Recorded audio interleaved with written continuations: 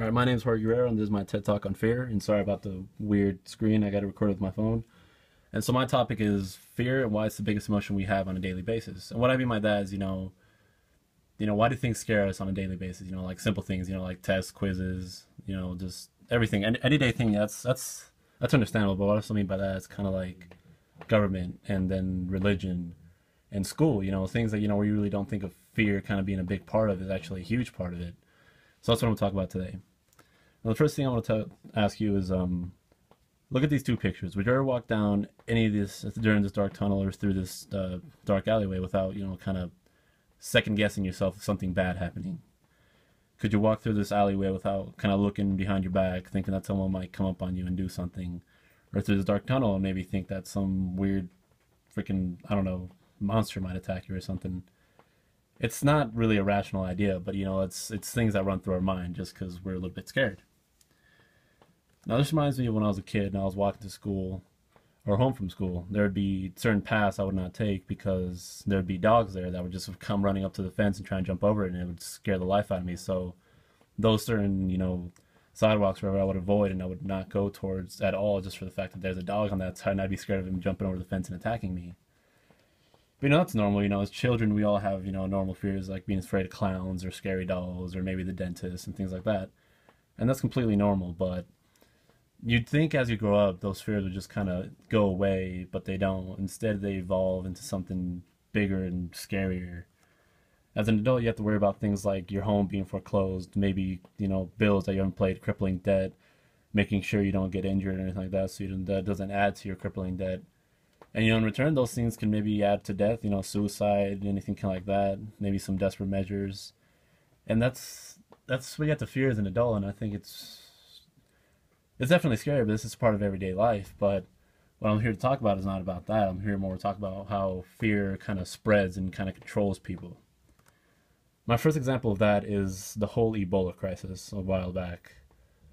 Ebola was going on in West Africa, millions of miles away from America, but yet everybody was freaking out about it, only because one nurse came back with maybe a case of Ebola. And this happened, I think, in Los Angeles or somewhere. I might be dead wrong, but I don't know. But yeah, what happened? And then everybody in America started freaking out, like, "Oh my God, Ebola's here in America. We're gonna die."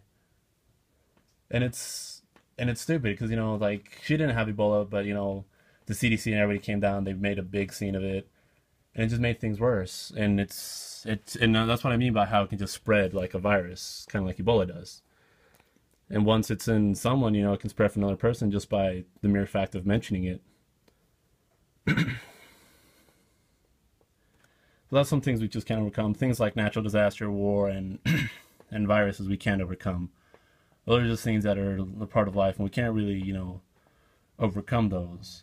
And that's what I mean by when you think you can outgrow your fears, and but you don't. Instead, they just kind of evolve into something. Like when I was 12 years old, I was in a car accident with my father, and it left him paralyzed, and it kind of made me wonder, like at that time I was growing up, I was maturing more. I was getting over my, old irrational fears of being scared of dogs and just being scared of the dark and, just being scared of simple stuff like that, like scary movies. But then just when I thought I was getting over that fear, another fear emerged of vehicles. Nowadays, I have my own car and I drive it, but I don't trust it. I don't trust any car that I get in. Just from the mere fact that I don't think they're safe anymore. I was in one when my dad was in a car accident and it left him paralyzed, so I don't like them. That's why nowadays I'm a safe driver. People say, I have both hands on the wheel. My friends make fun of it, but it's just who I am. Just because I don't trust cars, I think they're a giant metal coffin. And that's why if I'm ever driving with a car, if anybody's driving the car and they kind of do this sudden move or they kind of do this sharp turn, I get scared, immediately grab something, close my eyes, and brace. I don't know what I brace for, but I just brace for something bad, even though nothing happens.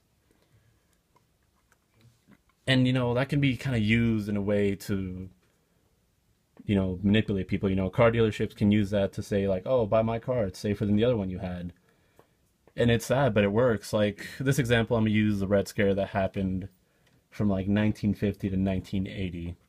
And for those of you who don't know what the Red Scare is, it's when when the U.S. government and the Soviet government at the time, which is Russia, were threatening each other with nuclear war. And it was a scary time, I guess. But the government kind of used it for their advantage, just kind of like to persuade people on what to do or what to do for them. Like that picture in the bottom right corner, that's a picture from one of my songs that I like, the music video, and it's called BYOB, Bring Your Own Bomb. And they talk about how kind of the government uses us to do the dirty stuff they don't want to do, how they send us to go fight their wars and stuff, and it's really not fair. And so the Red Scare, they kind of did that. All this propaganda pictures, they're all real. It's kind of just them talking about, communism is bad. Communism is the devil's work. Be careful of communism. Buy this, buy that, so you can be prepared for nuclear winter and this and that. And it was a time of, it was a very controversial time because that's when the whole Vietnam Korea thing happened. That's when all this stuff was going on, and that's when the government had like its most grasp over over us, over the people, but not with anything like. But it was a grasp of fear. Like they were controlling us with fear. They're telling us if you don't listen to us and you do these certain things, the Soviets are going to attack and they're going to win, and we're all going to die. And that kind of brings me up to my next subject, which is religion. I'm not really trying to put down anybody's religion or anything, but every religion has its own heaven and its own hell. And depending on what religion it is, like they want you to do certain things or they don't want you to do certain things, but you have to believe and do certain things for you to go to heaven. And if you don't do those things and if you break those rules, you go to hell, which is a place of eternal suffering, which kind of sucks. So instead of meeting a nice little angel looking dude like that one, you meet a demon that will eat your soul or whatever. And I don't understand why it has to be fear that they use to kind of control you. Why can't they just say there's a part where you go if you're good, if there's a part where you go if you're not bad. Don't tell them like, oh, you're gonna burn for eternity. That's kind of, I don't know why we need fear to be able to persuade people into doing what we want them to do. Which brings me to my next subject, which is our government and kind of our correction system, because every American, they live their life without kind of worries about this kind of stuff. But when you're driving and you see someone getting pulled over, you're just like, oh, I hope that doesn't happen to me, because I don't want to get a ticket and have to pay all this money and probably have to go to court to settle all this, just a waste of time.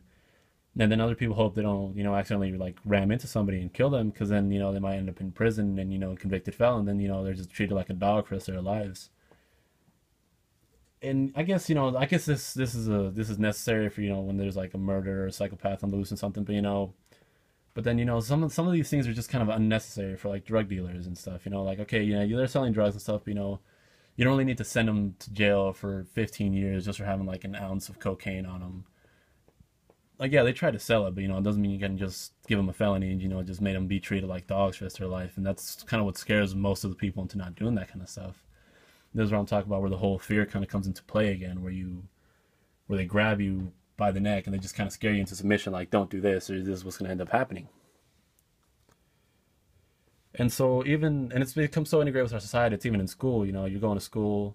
I'm going to school right now, and every day I'm just worried about failing high school. Having to repeat senior year, having to deal with that embarrassment, not being able to go to college or get the career I wanted to just because I messed up. And I don't see why teachers have to come up to us and be like, if you don't do this homework or whatever, you're not going to pass, and you're not going to go on to graduation. You're not going to walk. You're not going to go to college and all this and that.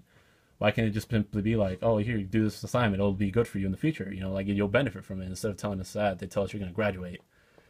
And like I guess they're just kind of worried that the other approach won't really work. But why use fear? Why not use another tactic? Why can't you say like, if you do this homework assignment, I'll buy you lunch tomorrow? Hell, if someone told me that, I'd do the assignment right then and there. But no, they resort to fear and threatening you with failure and all the other things. This all just kind of comes into play with the whole fear of life being a failure. You're just worried that you're going to mess up the whole time and you're just going to end up being a failure for the rest of your life. You're not going to accomplish anything. And so I guess what I'm getting at with this whole presentation is, why can't we just, instead of using fear as a subject of control, why can't we use other tactics to kind of persuade people to what we want to do? Like, yeah, fear is something we can't avoid. Fear is something you're going to feel every day, because it's just a normal emotion.